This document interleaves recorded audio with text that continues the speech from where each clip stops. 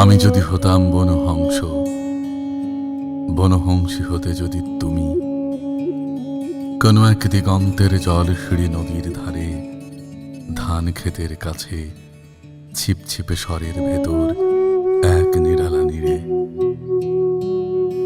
তাহলে আজ এই ফাল্গুনের রাতে ঝাউয়ের শাখার পেছনে চাঁদ উঠতে দেখে আমরা নিম্নভূমির জলের গন্ধ ছেড়ে আকাশের রূপালী শস্যের ভেতরে গা ভাসিয়ে দিতাম।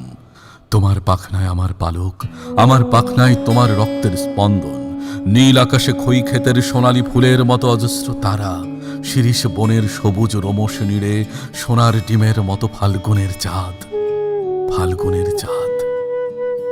হয়তো গুলির শব্দ, আমাদের তীর্যক গতিস্রোত, আমাদের পাখায় পিষ্টনের উল্লাস, আমাদের কণ্ঠে উত্তর হাওয়ার গান, হয়তো গুলির শব্দ আবার। আমাদের স্তব্ধতা, আমাদের শান্তি। আজকের জীবনের এই টুকরো টুকরো মৃত্যু আর থাকতো না,